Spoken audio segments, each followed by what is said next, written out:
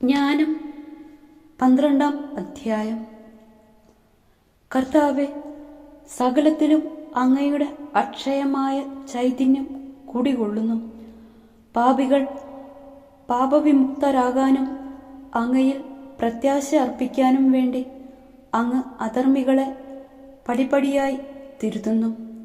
അവർ പാപം ചെയ്യുന്ന സംഗതികൾ ഏവയെന്ന് ഓർമ്മിപ്പിക്കുകയും മുന്നറിയിപ്പ് നൽകുകയും ചെയ്യുന്നു.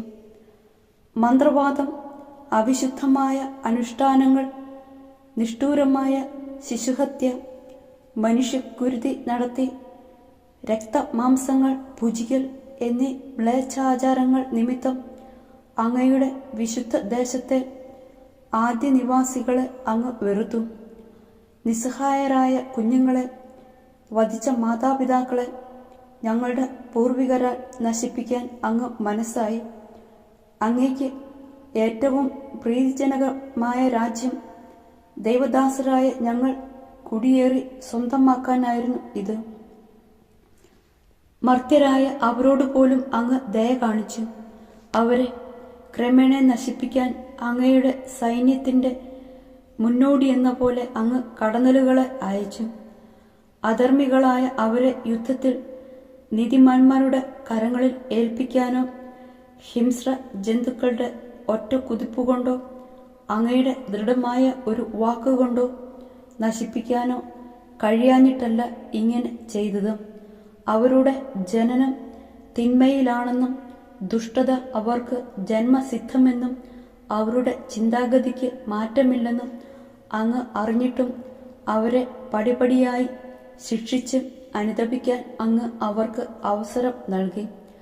അവർ ജന്മന ശപിക്കപ്പെട്ട വംശമാണ്. അവരുടെ പാപങ്ങൾക്ക് ശിക്ഷ നൽകാതിരുന്നത് അങ്ങ് ആരെയെങ്കിലും നീ എന്താണ് ചെയ്തത് എന്ന് ആര് ചോദിക്കും? അങ്ങയുടെ വിധി ആര് തടയും? അങ്ങ് സൃഷ്ടിച്ച ജനതകളെ നശിപ്പിച്ചാൽ ആര് അങ്ങയെ കുറ്റപ്പെടുത്തും? അധർമ്മികൾക്ക് വേണ്ടി വാദിക്കാൻ ആര് അങ്ങയുടെ മുൻപിൽ വരും? കൂടാതെ അങ്ങല്ലാതെ എല്ലാവരോടും കരുണ കാണിക്കുന്ന മറ്റൊരു ദൈവം ഇല്ല. അങ്ങയുടെ വിധി നീതിപൂർവകമാണെന്ന് ആരുടെ മുൻപിലും തെളിയിക്കേണ്ടതുമില്ല. അങ്ങ് ശിക്ഷിച്ചാൽ ചോദ്യം ചെയ്യാൻ രാജാവിനോ ചക്രവർത്തിക്കോ സാധ്യമല്ല. അങ്ങ് നീതിമാനും നീതിയോടെ എല്ലാറ്റിനെയും ഭരിക്കുന്നവനുമാണ്. അർഹിക്കാത്തവനെ ശിക്ഷിക്കുക അങ്ങയുടെ മഹത്വത്തിന് ഉചിതമല്ലെന്ന് അങ്ങ് അറിയുന്നു. അങ്ങയുടെ ശക്തി നീതിയുടെ ഉറവിടമാണ്. എല്ലാറ്റിൻ്റെയും മേൽ അവിടുത്തേക്കുള്ള പരമാധികാരം എല്ലാറ്റിനോടും ദയ കാണിക്കാൻ കാരണമാകുന്നു. അങ്ങയുടെ അധികാരത്തിൻ്റെ പൂർണ്ണതയും സംശയിക്കുന്നവർക്ക് അങ്ങ് അങ്ങയുടെ ശക്തി അനുഭവപ്പെടുത്തി കൊടുക്കുന്നു. അറിഞ്ഞിട്ടും ഗർവ് ഭാവിക്കുന്നവരെ ശാസിക്കുകയും ചെയ്യുന്നു. സർവശക്തനായ അങ്ങ് മൃദുലമായ ശിക്ഷ നൽകുന്നു. വലിയ സഹിഷ്ണുതയോടെ ഞങ്ങളെ ഭരിക്കുന്നു. യഥേഷ്ടം പ്രവർത്തിക്കാൻ അങ്ങേക്ക് അധികാരമുണ്ടല്ലോ. നീതിമാൻ ദയാലുവായിരിക്കണമെന്ന് ഇത്തരം പ്രവൃത്തികൾ കൊണ്ട് അങ്ങ് സ്വജനത്തെ പഠിപ്പിച്ചു. അവിടുന്ന് പാപത്തെക്കുറിച്ച് അനുതാപം നൽകി. അവിടുത്തെ മക്കളെ പ്രത്യാശ കൊണ്ട് നിറച്ചു. അങ്ങയുടെ ദാസരുടെ ശത്രുക്കൾക്കും മരണാർഹർക്കും ദുഷ്ടത വിട്ടകലാൻ സമയവും സന്ദർഭവും നൽകി.